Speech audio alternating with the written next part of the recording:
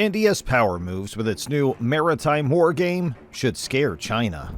With a new naval base and a global infrastructure initiative, India is all set to put the brakes on China's grand strategy. What are these two power moves that India has played? What effect will they have on China's strategic position on the global stage? Take a look for yourself. New Delhi's new maritime strategy.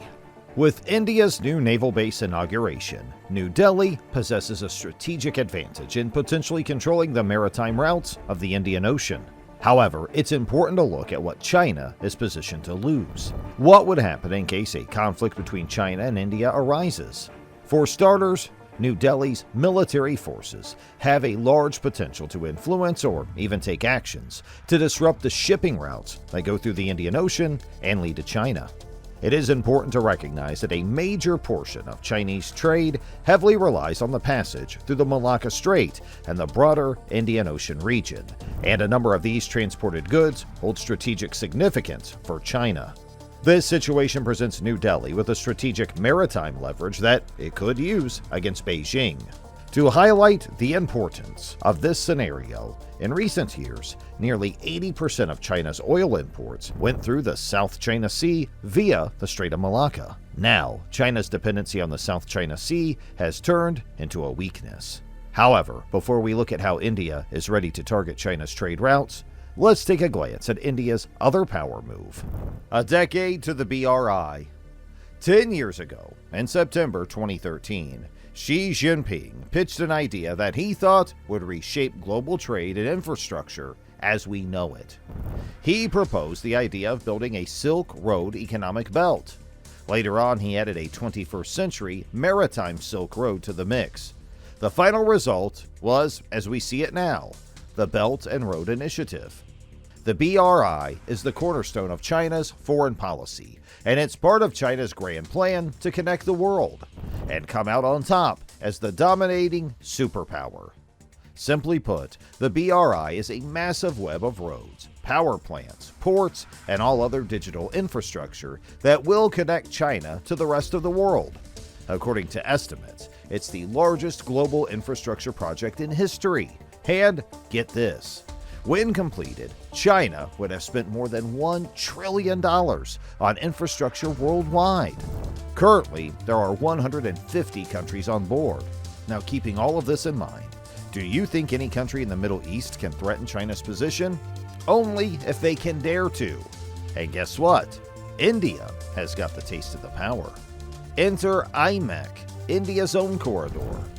On September 9th, 2023, the White House dropped some shocking news, and it was about the India, Middle East, European Economic Corridor, also known as IMECH. The IMECH is the new kid on the block on global connectivity and economic integration. The major players are none other than the US and India.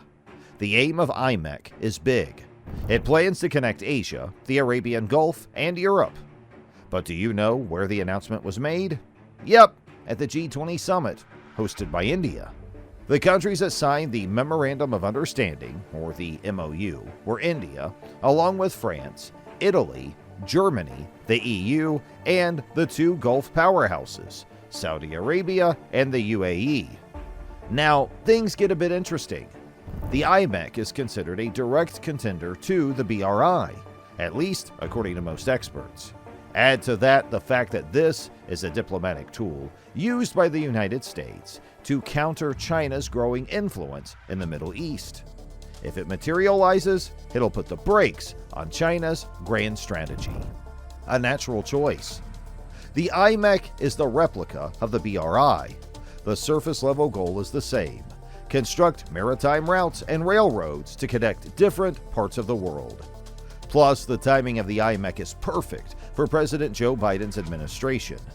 You see, in the past 5 years, China's influence in the Middle East has been on the rise. Ever since the BRI took off in 2013, Gulf states have embraced China's foreign policy moves. Whether it's the Abu Dhabi port, the Hamad port in Qatar, or Kuwait's Silk City, everyone wants in on the action. And just when you thought the Middle East couldn't get any cozier with China, Gulf states have been eyeing China-led multilateral projects. In December 2022, during Xi Jinping's visit to Saudi Arabia, the Gulf Cooperation Council gave approval to China's Global Development Initiative and Global Security Initiative. Add to that, China also played the peacemaker card and led the negotiations between Saudi Arabia and Iran. Do you see now how the IMECH comes in at the perfect time? It's the wild card the US has played using India. According to experts, the IMECH is all about integrating the economies of U.S. partners. It doesn't force countries to pick sides between Beijing and Washington. It presents itself as the natural choice. Now, the IMECH has sketched out a bunch of routes. Can you guess how many Indian ports are a part of this route? 3. Other than Haifa in Israel and Piraeus in Greece, the 3 Indian hotspots on the west coast include Mundra in Gujarat, Kandla in Gujarat, and Jawaharlal Nehru Port Trust in Navi Mumbai. The major problem with the IMECH is that it could not come at a worse time for China.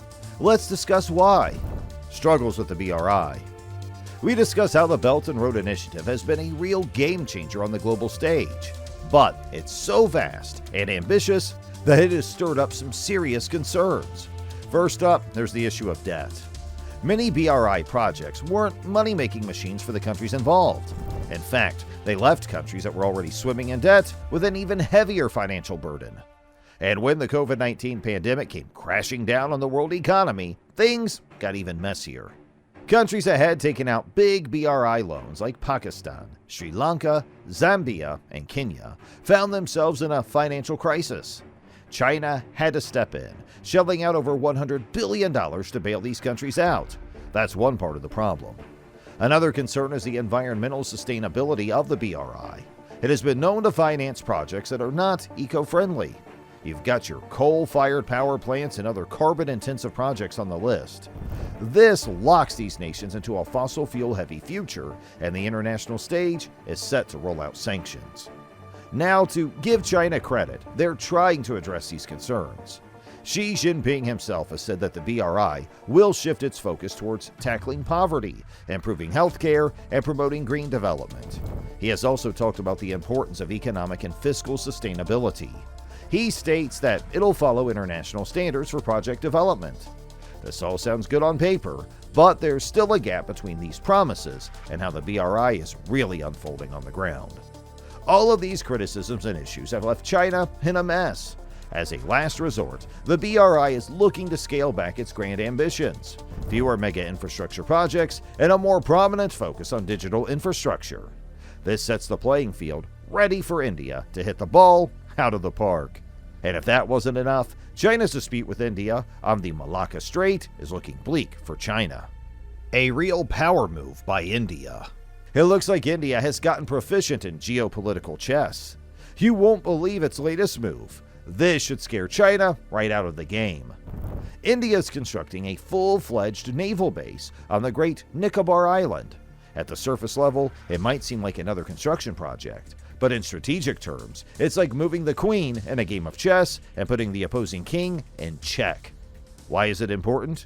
The Great Nicobar Island is right there on the map where it stares down at the entrance to the Malacca Straits, and it's just 90 miles away from the tip of Indonesia. It's a bold move by India because it immediately casts a shadow over China's long neck stretching into the Indian Ocean, all the way from Djibouti to Gwadar. For India, this new naval base is the centerpiece of a grand strategy, and, believe it or not, China had it coming. It's a countermove to China's aggression in the Himalayas.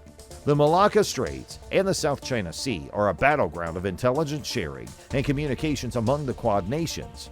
When the going gets tough, these agreements spring into action. With this base, India gets the full tactical picture of the Indian Ocean and the South China Sea. What does it mean for China?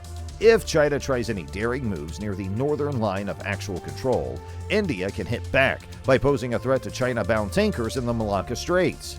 From this new base on Great Nicobar, Indian fighter aircraft will get into action. They will be guided by their own early warning aircraft and will dominate the information battlefield over the Malacca Straits.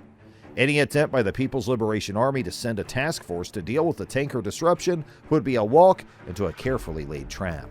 Indian aircraft, along with missile-armed ships and submarines, would turn the area into a strategically placed killing ground. The future outlook. The times have changed. Today, India has strong ties with the Maldives, Nepal, and Sri Lanka, and it has patched things up with Bangladesh. When it comes to Afghanistan, India's got a strong hand. It's matching, if not surpassing, China's influence with the Taliban. These countries previously only had friendly relations with China. Now the script has rewritten itself. New Delhi's recent gutsy move is a timeless strategic chess move. Even the greats of history would nod in approval. The age-old rules of strategy haven't changed a bit. Just think about Alexander the Great. He never fought on the ground that wasn't to his liking.